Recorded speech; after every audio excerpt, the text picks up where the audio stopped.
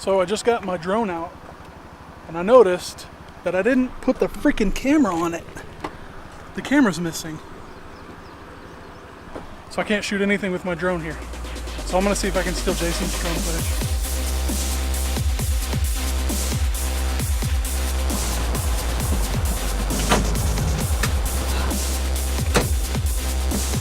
Damn.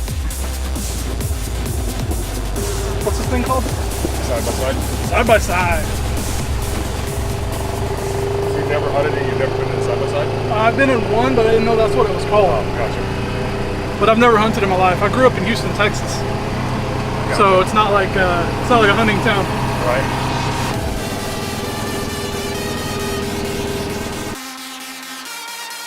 Where is the handle there? We might go up and down here a couple of times. We're walking away from the side by side, going out here to shoot some stuff. Let's hope I don't fall this time.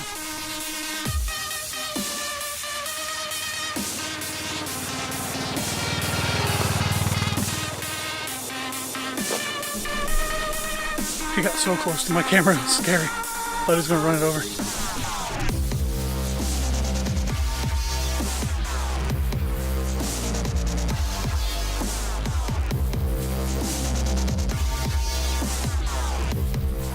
Man, I'm getting so much exercise from these shoots. I'm running up and down hills, chasing freaking all-terrain vehicles. I'm exhausted, man, already. We've only been out here shooting for like 5 minutes.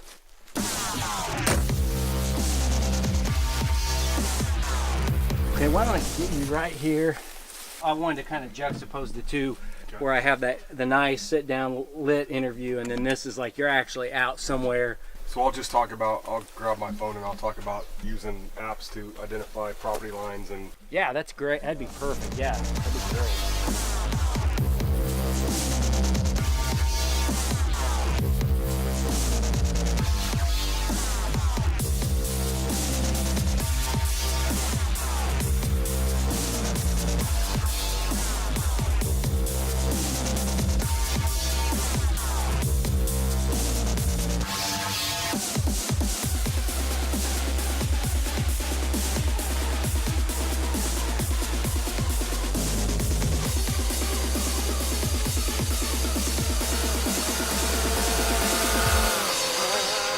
Hit record on that. You'll get video of me, getting video of you, getting video of me. Oh yeah, you gotta put the glasses on.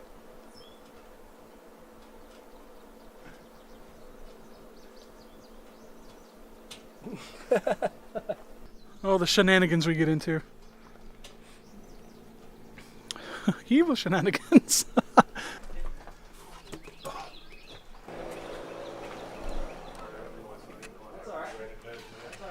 So here's Brandon's drone. He takes really nice care of his equipment.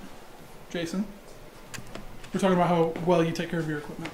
If you saw this thing get slung around the back of my truck, it's why I invested money in the case. Well, that goes against everything we just said. I know.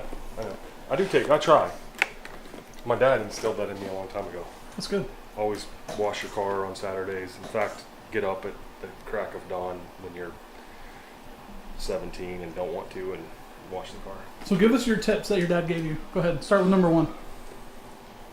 Man, never disrespect your mom, ever, or you'll get the frying pan.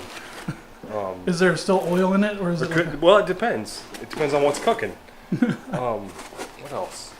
Always keep your vehicles clean. And the number one thing, and I have become my father in this, it's that you always shut the lights off. Like, I will leave a room and people will still be in it, and it's just a habit to shut the lights off because he was always like, did you shut the lights off? Did you shut the lights off?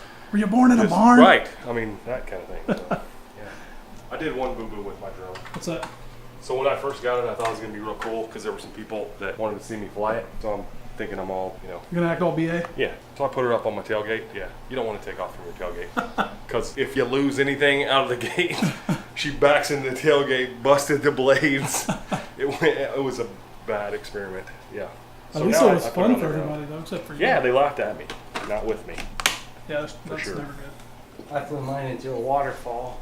It's got a chute of water coming off. It's not a joke. It's coming down. Got some awesome high stuff, some awesome low stuff. I did some orbital shots, and I thought I'm gonna do one more shot and I'm gonna land it. And that one more shot I took up and hit a dead branch I didn't see there. I just didn't see it. And it kind of knocked it, and it went straight towards that shaft of water coming down, and that was just, it took it straight down.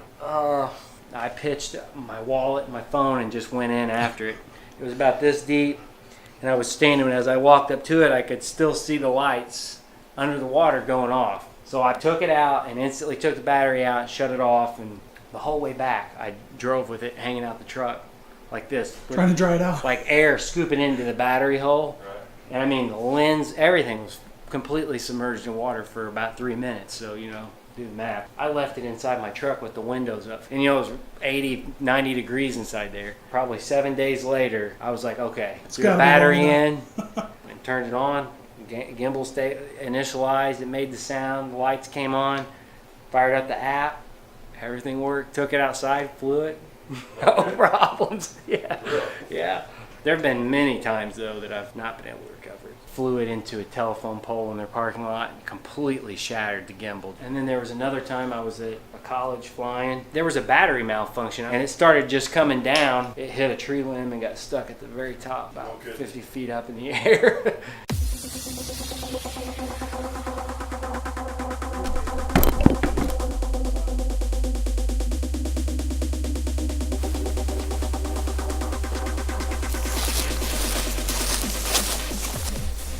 I get to come out here and watch these two yahoos flying their drones while I can't fly mine.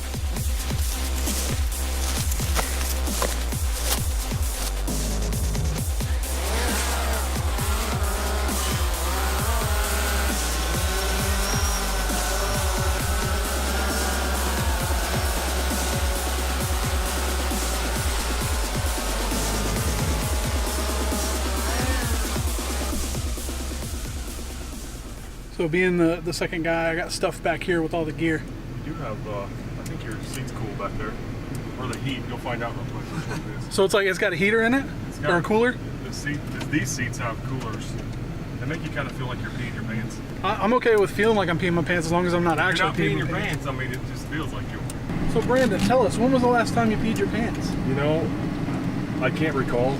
But it off the was top right of my here head. in these seats. But it was in these seats.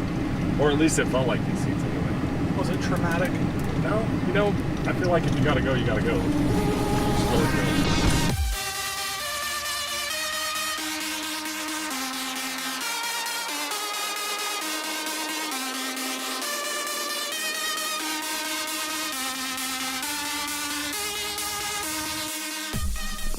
So I've got to stay in the car right now because Jason is shooting. Brandon just got out and he's running around now. Jason's shooting and I don't want to get in the shot, so I'm trying to stay hidden in the car. Oh, it looks like I can get out now.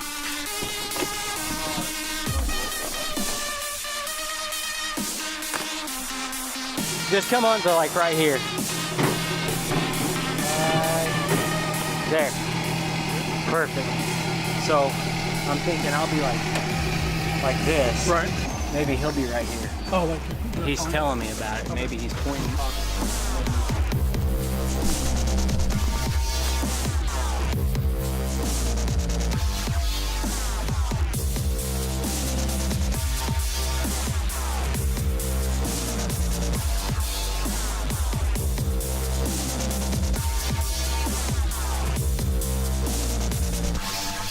So I'm trying to follow them around, but I've got to make sure to stay out of the shot. So I'm having to run behind Jason. Every time he turns, I have to run and hide behind him.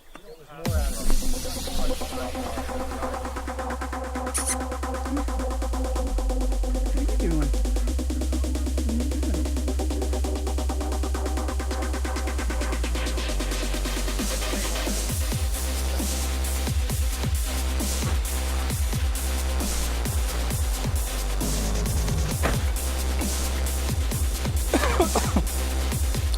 Don't try to breathe your water.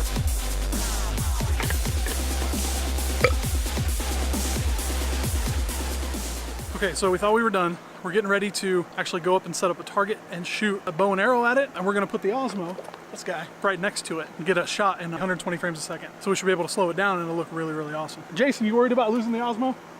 No. Not at all. We got a lot of faith in Brandon. The puppies just showed up. Hi, come here. Hi.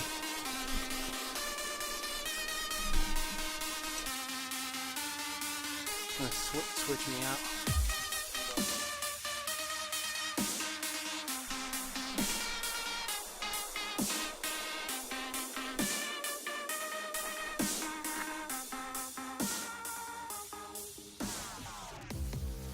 So hey, we just came off this interview, this awesome shoot that we did out here with Brandon. While we were doing the interview, I noticed that he was talking about his dad, and from what I heard, this dude seems to be the most passionate guy that I've ever met in my entire life.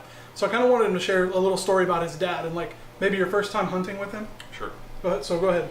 So I was sharing with the guys, growing up with the outdoors in your life, you don't really realize just how passionate you are about things or how things evolved into it. But I remember my earliest experience with my father was going to a duck blind, and it was super cold, and I probably didn't have any business out there, but our family, that's just what they did. I can remember the spot my grandpa sat in. I remember the donuts and the chocolate milk that we got on the way, and I just remember, I don't even think I could see over the top of the blind to actually see, but I could hear the guys call, and it just did something to me. It moved me, and that evolved into just a love of the outdoors and a passion for wildlife and something that you instill in your kids. I mean, I have girls, I don't have boys, I've got a boy dog, but can't teach him how to hunt. no, you really can. And the girls, I don't know that they love it. They enjoy it because I enjoy it, and it brings, I think, everyone together, and it's just evolved. I mean, but it's something that you can do with them, and it's Sure. something that your dad did with you. It's kind of like a thing that's going to get passed down. Yeah, I can't imagine my life without hunting. Really is just about being together. I'm so thankful that my father showed me those things and passed those things on to me, and like I said, I can't imagine my life without And I'll it. bet you're excited to do that with your kids. Oh yeah, I mean, like I said, my 10-year-old shot her first deer this year with a bow, and it was the coolest thing ever. Right. Ever. Right. That's I mean, that was there's awesome. birth and there's the killing of it. Yeah, it was awesome. So. Well, that's how you got to survive. I mean, you got to go out and get them so you can Right. keep eating. Right. All right. Hey, man, I appreciate it. It was really awesome to meet you. Thank you. You too. All right. Appreciate Later. it.